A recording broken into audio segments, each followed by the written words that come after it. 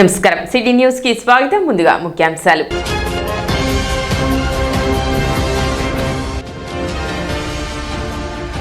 పౌర సంఘాల ఆధ్వర్యంలో రాష్ట్ర బీసీ సంక్షేమ సంఘం అధ్యక్షులు కేసన శంకరరావుకు ఆత్మీయ అభినందన సభ.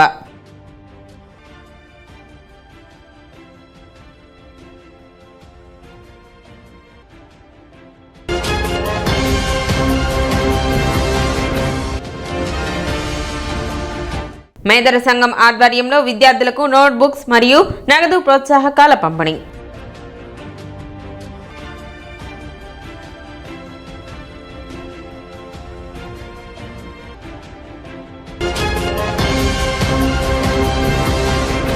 ఆంధ్రప్రదేశ్ బీసీ సంక్షేమ సంఘం రాష్ట్ర అధ్యక్షుడు కేసన శంకరరావు ఆత్మీయ అభినందన సత్కార సభ ఆదివారం తెనాలి కొత్తపేటలోని రామకృష్ణ కవి కళాక్షేత్రంలో జరిగింది. ఈ కార్యక్రమంలో కేంద్ర సహాయ మంత్రి పెమ్మసాని చంద్రశేఖర్, రాష్ట్ర మంత్రులు నాదెండ్ల మనోహర్, సత్యకుమార్, పార్థసారథిలు ముఖ్య అతిథులుగా పాల్గొన్నారు. కార్యక్రమంలో ముందుగా కేంద్ర మంత్రి చంద్రశేఖర్ చేతుల మీదుగా బీసీ బంధు పుస్తక ఆవిష్కరణ చేశారు. ఈ సందర్భంగా జరిగిన సభలో కేంద్ర మంత్రి పెమ్మసాని చంద్రశేఖర్ మాట్లాడుతూ గత ఎన్నికల్లో ప్రతిపక్షం శంకర్రావుని ఎన్ని ప్రలోభాలకు గురిచేసినా కూటమి గెలుపుకి కృషి చేశారన్నారు. పార్టీలకు అతీతంగా బీసీ సంక్షేమానికి, అభివృద్ధికి శంకర్రావు ప్రయాణం సాగుతుందన్నారు. 2019లో బీసీ మహిళ అని చెప్పి రజనీ గారిని గెలిపించగలిగారు, చెరుకులపేట వెళ్ళి. ఈ రోజు సత్యకుమార్ గారిని గెలిపించగలిగారు. మొన్నటి ప్రభుత్వంలో జగన్మోహన్ రెడ్డి గారికి సేవా గట్టి సమస్యలు చెప్పారు. ఈ ప్రభుత్వంలో చంద్రబాబు నాయుడు గారికి సేవా గట్టి సమస్యలు చెప్పగలుగుతున్నారు. అంటే పార్టీలకు అతీతంగా ఆయనకి నచ్చిన విధంగా బీసీ సంక్షేమాన్ని, బీసీ వ్యక్తుల్ని మూల స్తంభాలుగా చేసుకొని వారి ప్రయాణం సాగుతూ ఉంది. మీరు రాసిన వ్యాసాలు, ప్రభుత్వానికి పంపించినవి, అదేవిధంగా ప్రజాక్షేత్రంలో చేసినటువంటి పోరాటాలు అన్నీ చూసిన తర్వాత ఒక 5-6 ఇష్యూస్ మీద వారు రాశారు. చాలా అద్భుతమైన విషయాలు. సరే, ఒకటి రిజర్వేషన్స్, కులగణన. దానికి కూడా నేను ఎలక్షన్ అయినా కూడా ఢిల్లీ వచ్చి జంతర్ మంతర్ దగ్గర వీళ్ళందరూ చేశారు. ఆ రోజు నాకు అనుభవం ఉంది. ఈరోజు ప్రధానమంత్రి మోదీ గారు వీరన్నట్టు అత్యంత బీసీ నాయకులు ఆయన ఈరోజు ఆ కార్యక్రమాన్ని తీసుకున్నారు. అది దాదాపుగా మీ చేతుల్లోనూ నా చేతుల్లో ఉండేది కాదు. అది ఒక సిస్టమ్ ప్రకారం వెళ్ళిపోతుంది. దానికన్నా ముఖ్యంగా వేరేవి కొన్ని విషయాల మీద రాశారు. ఇవి కూడా వాస్తవాలు. ఏమని రాశారంటే స్కూల్ సిస్టమ్ ఎలా ఉండాలనే దాని మీద కూడా రాశారు. ఒక వ్యాసం చూశాను. ఇది వాస్తవం. ఈరోజు మీరు స్కూల్స్ చూస్తామంటే చదువుకుంటేనే ఎవరైనా సరే ఒక స్టేజ్ నుంచి ఇంకో స్టేజ్కి వెళ్ళగలరు. ఇప్పుడు నేను బీసీని కాకపోయినా నేను కూడా పేదరికం నుంచి వచ్చినటువంటి వ్యక్తినే. నాకు మా పేరెంట్స్ కూడా గోల్డెన్ తప్పులు ఉన్నాయి. అలాంటివి ఈరోజు ఇక్కడికి వచ్చారంటే నేను చదువుకున్నాను, 10 మందికి చదువు చెప్పగలిగాను. అయితే స్కూల్స్ లేవా అంటే స్కూల్స్ ఉన్నాయి. చదువుకున్న వాళ్ళ డాక్టర్ అవుతారు, ఇంజనీర్ అవుతారు అంటే అది కాదు చదువు అంటే. జ్ఞానం ఉండాలి. జ్ఞానం ఎందుకు ఉండాలి? మన ప్రతి కుటుంబంలోనూ సమాజంలోనూ ఎన్నో కళలు ఉన్నాయి, ఎన్నో వ్యాపారాలు ఉన్నాయి, ఎన్నో వృత్తులు ఉన్నాయి. ఏ వ్యాపారంలో అయినా, ఏ వృత్తిలో అయినా వెళ్ళేటప్పుడు దానికి కావాల్సినటువంటి పరిజ్ఞానం ఏ విధంగా నేర్చుకోవాలి, నిరంతరం నేర్చుకోవాలి అనే ధ్యాస కలిగించేది మంచి విజ్ఞానం. ఎగ్జాంపుల్ చెప్తా ఉన్నారు. బీసీ కులాలకి వీళ్ళందరికీ వెనకబడతానికి కారణాలు ఏంటి? స్కూల్స్ వెళ్ళినప్పుడు స్కూల్స్ లో క్వాలిటీ ఎడ్యుకేషన్ లేకపోవడం అది ఒక సమస్య. అంటే దగ్గరగా ఉన్నప్పుడు తల్లిదండ్రులు ఇద్దరు కూడా పొద్దులేస్తే సాయంత్రం వరకు పనిచేసుకోవడం. మంత్రి నాదెండ్ల మనోహర్ మాట్లాడుతూ పేదల కోసం అనేక పోరాటాలు చేయటమే కాక మన ప్రాంతానికి ఎంతో పేరు తెచ్చారన్నారు. బీసీల కోసం గొప్ప గొప్ప వ్యక్తులు పోరాటాలు చేశారు. వారందరినీ స్మరించుకోవాల్సిన అవసరం ఉందన్నారు. ఎన్నో ఏళ్లుగా శంకర్రావుకి తనకు వ్యక్తిగతంగా ఎంతో అనుబంధం ఉందని, ప్రజల కోసం అనేక పోరాటాలు చేసిన స్వార్థం లేని గొప్ప వ్యక్తి శంకర్రావుని అన్నారు. ఎన్నికల సమయంలో కూటమికి నిస్వార్థంగా మద్దతు తెలిపారని, బీసీల అభివృద్ధి కోసం కూటమి ప్రభుత్వం కట్టుబడి ఉందన్నారు. బలహీన వర్గాల కోసం పోరాటం చేసిన నాయకులు మామూలుగా చాలా మంది ఎంతో త్యాగాలు చేసి ఆ ఉద్యమ స్ఫూర్తిని నిలబెట్టడం కోసం మన ప్రాంతానికి కూడా ఎంతో పేరు తీసుకొచ్చారు. బీసీ పోరాటం కోసం తెనాలిలో గడ్డగా ఉండేది ఒకప్పుడు. ఎంతోమంది మహనీయులు పేరు పేరు వాళ్ళందరినీ కూడా మనం ఈ సందర్భంగా స్మరించుకోవాలి. ఎందుకంటే ఇందాక ఒక ఆయన మాట్లాడుతూ చాలా సందర్భాల్లో కుటుంబాన్ని మనం మర్చిపోతూ ఉంటాం.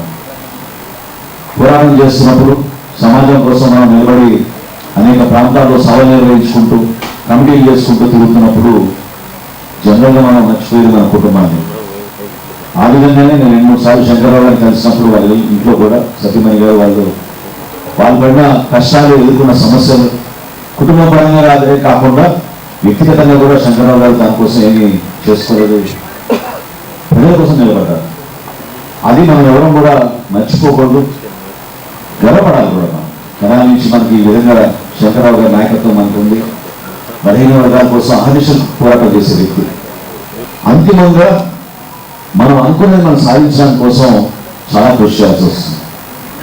నేను మీకు మాటిస్తున్నాను, కూటమిలో భాగంగా ఎప్పుడు కూడా మా కేబినెట్ సమావేశంలో కానివ్వండి, బయట కానివ్వండి, అనుకున్న కొన్ని అంశాలపైన ఖచ్చితంగా 100% బలంగా నిలబడే వ్యక్తి మన రాష్ట్ర ముఖ్యమంత్రి చంద్రబాబు నాయుడు గారు, అదేవిధంగా ఉప ముఖ్యమంత్రి పవన్ కళ్యాణ్ గారు.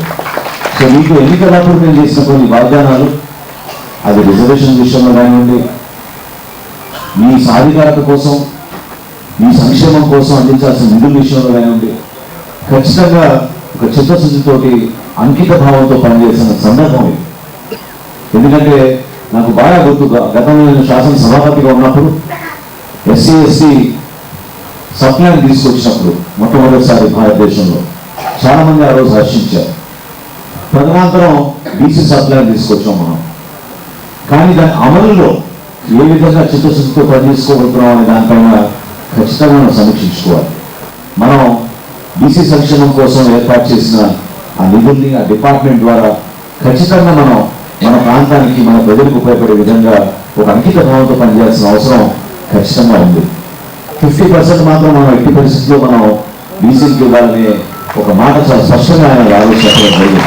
రాబోయే రోజుల్లో నేను మీకు మాట ఇస్తున్నాను, ఒక రాష్ట్ర మంత్రిగా జనసేన పార్టీ నుంచి తప్పకుండా మేము కూటమిలో మేము ఒక బాధ్యతగా గౌరవ ముఖ్యమంత్రి గారి దృష్టికి తీసుకెళ్ళి, అదేవిధంగా సోదరుడు సత్యకుమార్ గారు కూడా ఉన్నారు, ఖచ్చితంగా మీకు అందించాల్సిన సంక్షేమ విషయంలో కానివ్వండి, మీకు అందించాల్సిన పదవ విషయంలో కానివ్వండి, ఎక్కడ కూడా పొరపాటు లేకుండా చూసుకునే బాధ్యత మేము తీసుకుంటాం.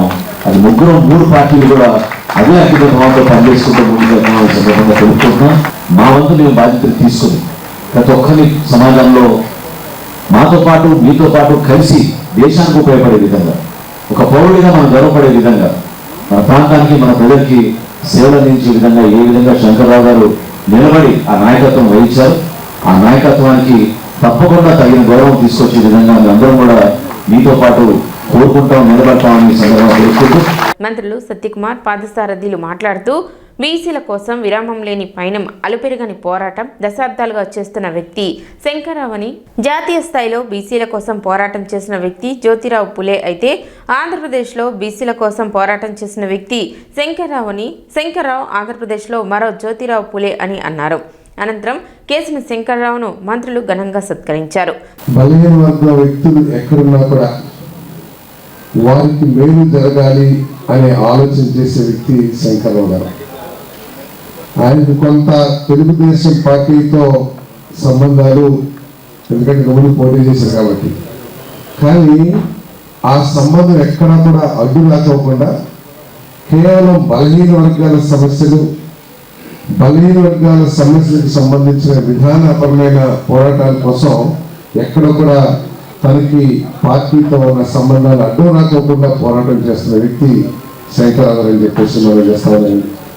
ఈ రాష్ట్రంలో బలహీన వర్గాలకు సంబంధించిన అనేక విషయాల్లో ఆయన పాత్ర, అనేక విషయాలంటే మరి సమస్యల పరిష్కారంలో కానివ్వండి, లేదా సమస్యల మీద పోరాటంలో కానివ్వండి, మరి శంకర్రావు గారి పాత్ర లేకుండా లేదంటే అతిశక్తి కాదని చెప్పేసి మీ అందరికీ మనం చేస్తామని. ఒక కులానికి కాకుండా మొత్తం బలహీన వర్గ సమాజానికి సంబంధించిన విధానపరమైన నిర్ణయాలు ప్రభుత్వం మీద ఒత్తిడి తీసుకునివ్వండి, ముఖ్యమంత్రి గారిని కలిసి మరి బలహీన వర్గాల సమస్య పట్ల వారికి అవగాహన కల్పిస్తూ సమస్య యొక్క దీన్ని తెలియజేస్తూ వాటిని పరిష్కరించడానికి కృషి చేసే వ్యక్తి అని చెప్పేసి మనం చేస్తామని. మరి చాలా మంది వ్యక్తులందరూ కూడా మాట్లాడుంటారు. సో ప్రజలందరూ కూడా నేను కోరుకునేది ఒకటే, బలహీన వర్గాలందరూ కూడా దేశం చాలా అభివృద్ధి చెందింది. మనం ఎక్కడైనా సరే ఉపన్యాసాలు మనం వినేది దేశం బ్రహ్మాండంగా అభివృద్ధి చెందింది, అమెరికాతో పోటీ పడుతున్నాం, లేకపోతే రాబోయే 4 సంవత్సరాల్లో థర్డ్ ఎకనామిక్ ఫోర్స్గా మనం అభివృద్ధి చెందుతా ఉన్నాం. ఈ సందర్భంలో ఈ అభివృద్ధిలో బలహీన వర్గాల పాత్ర ఎంత, ఆ అభివృద్ధి ఫలాలు బలహీన వర్గాలకి దళితులకి ఏ మేరకు చేరింది అనే విషయం మీద కూడా దేశవ్యాప్తంగా చర్చ జరగాల్సిన అవసరం ఉందని చెప్పేసి కూడా మనం చేస్తా ఉన్నాం నేను. ఎందుకంటే ఈ మధ్య ఎన్డీటీవీ అని ఒక పెద్ద, ఎందుకంటే ఐఎన్పిఆర్ మినిస్టర్గా ఒక టీం వచ్చి నన్ను కలవడం జరిగింది. లేదా ఢిల్లీలో కాన్క్లేవ్ పెడుతున్నామండి, మీరు కూడా రావాలి అని చెప్పేసి. సరే వాళ్ళతో సందర్భంలో మాట్లాడే వాళ్ళు చాలా చెప్పారు. నేను ఒక చిన్న విషయం అడిగాను నేను, మీరు నన్ను తప్పుగా అనుకోకండి, అది కరెక్టో తప్పో కూడా నాకు తెలియదు, కానీ మీరు ఒక ఆలోచన చేయండి. ఈ ఆత్మీయ అభినందన కార్యక్రమంలో నన్ను కూడా ఆహ్వానించి భాగస్వామ్యం చేసినందుకు నిర్వాహకులకు ధన్యవాదాలు తెలియజేస్తున్నా. కేసన శంకరరావు గారు ఇప్పుడు చెప్పారు, నారాయణ మనోహర్ గారు మాట్లాడుతూ ఒక ఫోన్ చేస్తే వస్తారు, కానీ నా ఎన్నికల సందర్భంలో నేను ఫోన్ కూడా చేయాల, కానీ ఆయన వచ్చారు. వేల మంది సమావేశాలు నిర్వహించి మొత్తం బీసీలను ఏకం చేసి, అరే ఈ ప్రాంతం వాడు కాకపోయినా, ఈ నియోజకవర్గం కాకపోయినా బయట నుంచి వచ్చాడు, ఈ ప్రాంతానికి ఏమైనా మేలు చేయగలడని నా గురించి 4 మంచి మాటలు చెప్పి బీసీలో నా పట్ల విశ్వాసాన్ని నింపి ఇవాళ ధర్మవరం నియోజకవర్గం నుంచి నేను శాసనసభ్యులుగా ఎన్నిక కావడానికి ప్రధాన భూమిక వారు కోరుతాను. అయిపోయిన తర్వాత మళ్ళీ వచ్చారు, గెలిచిన తర్వాత మళ్ళీ వచ్చి ఇటీవల మళ్ళీ పెద్ద సమావేశం నిర్వహించి ఆ సమావేశంలో కూడా మళ్ళీ గుర్తు చేసే ప్రయత్నం చేశారు. ఈ సంవత్సర కాలంలో మనం ప్రభుత్వం తరఫున ఏం చేయగలిగాం, వ్యక్తిగా ఇతను ఏం చేయగలిగాడనే విషయాన్ని గుర్తు చేస్తూ నా పట్ల ఆ బీసీలో కాస్త అభిమానం చెరగకుండా వారి వాళ్ళు చూస్తున్నారు. నేను నిజంగా ఈ సందర్భంగా వారికి చేతులెత్తి నమస్కరిస్తూ, ఎందుకంటే వారు కొన్ని బీసీ హక్కుల విషయంలో వారు ఒక అలుపెరగని పోరాటం చేస్తున్నారు. అదే సమయంలో రాష్ట్ర వ్యాప్తంగా తిరుగుతూ బీసీలను సంఘటన చేసే పనిలో ఒక విరామం ఎరగని పయనం చేస్తున్నారు. అలుపెరగని పోరాటం, విరామం ఎరగని పయనం వారు కొన్ని దశాబ్దాలుగా, దాదాపు 40 సంవత్సరాలుగా చేస్తున్నారు. అందుకనే నేను మనకి బీసీల చైతన్యం కానీ, బీసీల సాధికారత గురించి కానీ ముందు ఏదైనా మాట వస్తే మనం అందరం ఎవరి పేరు అనుకుంటాం? ఆంధ్రప్రదేశ్ అనుకుంటాం, జాతీయ స్థాయిలో జ్యోతిబా పూలే గురించి అనుకుంటాం. అందుకనే నేను అంటూనే మీరు అంటే దేశవ్యాప్తంగా జాతీయ స్థాయిలో బీసీల సాధికారత గురించి, హక్కుల గురించి ఆ చైతన్యాన్ని రగిలించిన శక్తి జ్యోతిబా పూలే అయితే ఆంధ్రప్రదేశ్లో ఆ పని చేసి చూపించింది కేసన శంకరరావు గారు. అందుకే ఆంధ్రప్రదేశ్ జ్యోతిబా పూలే గారిని చెప్తాను. అదే సమయంలో వారి ధర్మపత్ని శివపార్తి గారిని నేను సావిత్రిబాయి పూలే గారితో పోతాను. ఎందుకంటే ఇల్లు వదిలేసి ఇంటికి అప్పుడప్పుడు ఎప్పుడో చూపుగా వస్తూ, అతిథిగా వస్తూ తిరుగుతా దేశదిమ్మడి కంటే వేరే పనుల గురించి తిరుగుతున్నారు కాదు నా ఉద్దేశం. ఒక లక్ష్యాన్ని నిర్దేశించుకొని ఆ లక్ష్యం దిశగా బీసీలు అందరికీ సంఘటన చేసి హక్కుల సాధన కోసం పోరాడుతూ ఉంటే సరే వెళ్ళవయ్యా అని చెప్పి వీరతిలకం దిద్ది పంపించడం చిన్న విషయం కాదు. కుటుంబాన్ని తను చూసుకుంటూ, అందుకే ఆ తల్లిని కూడా నేను ఈ సందర్భంగా ప్రత్యేకంగా అభినందిస్తున్నాను. సభకు జొన్నాదుల నరసింహారావు అధ్యక్షత వహించగా జనసేన గుంటూరు జిల్లా అధ్యక్షులు గాదే వెంకటేశ్వర్లు, పలువురు రాష్ట్ర బీసీ సంఘ నేతలు, కూటమి నాయకులు, కార్యకర్తలు పాల్గొన్నారు.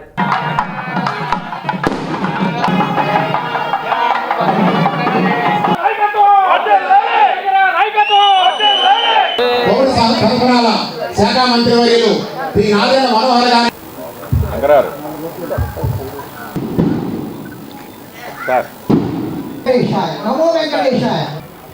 బీసీల యొక్క పాత్ర 55 సంవత్సరాలు అవుతుంది ఈ తెనాలి నేను ప్రవేశించి.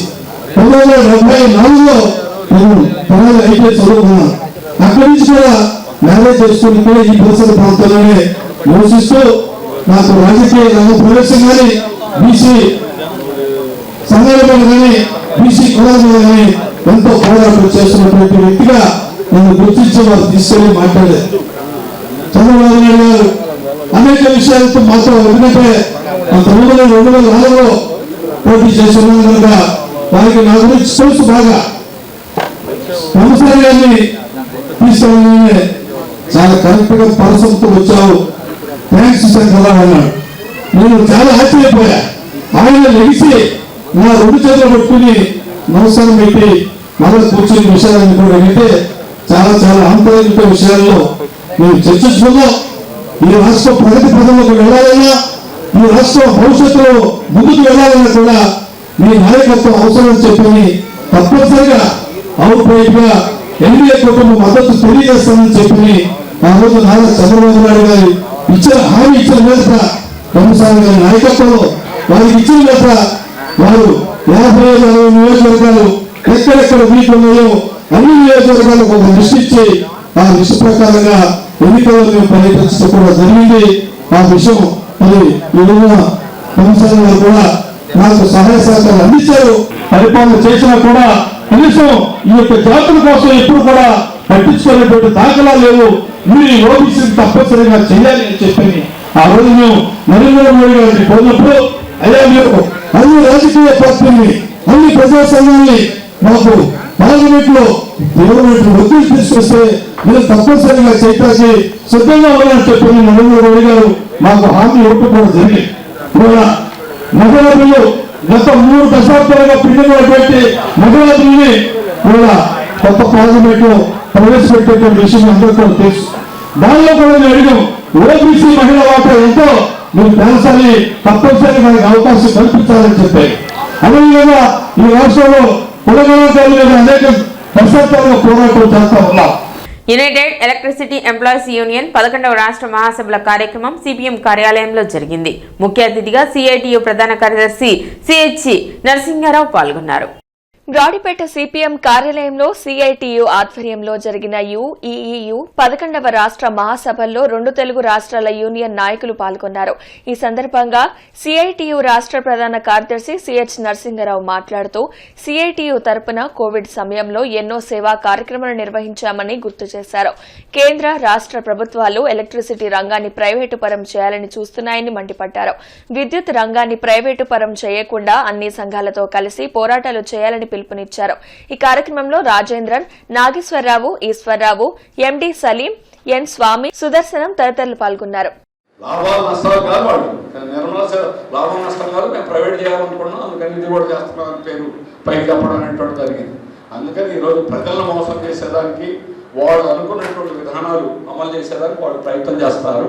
మనం ప్రజల్లోకి వెళ్ళి ఎంత విస్తృతంగా చేయగలిగితే అన్ని పార్టీలు వచ్చి మమ్మల్ని బలపరిచాయి. అన్ని ట్రేడ్ యూనియన్లు దేశంలో నాయకులు అందరూ వచ్చారు. మన తప్పనిసరి వచ్చారు, ఏఐటీసీ జనరల్ సెక్రటరీ వచ్చారు, హెచ్ఎంఎస్ అందరినీ కూడా పిలిచాం. మనమే కాదు, రైతు నాయకులు బీచ్లో 10,000 మందితో కోవిడ్ టైం అప్పుడే విజృంభిస్తున్న టైం అయినా కూడా బీచ్లో వాళ్ళు సంయుక్త కిసాన్ వచ్చాయి. ఇంకెక్కడికల్లా మేము చెప్పారు వాళ్ళు మన సిఐటి ఉద్యమం స్టార్ట్ అయినప్పుడు నేను మన వాళ్ళతో మాట్లాడి ఇది పెద్ద ఉద్యమం అవుతుంది, రైతులకి చాలా నష్టం జరుగుతుంది, అందుకని వాళ్ళు దిగుతున్నారు, మనం డబ్బులు డొనేషన్ పంపిద్దాం, నిజమైన మంచిదని చేద్దాం. ఇప్పుడు చిన్న విరామం.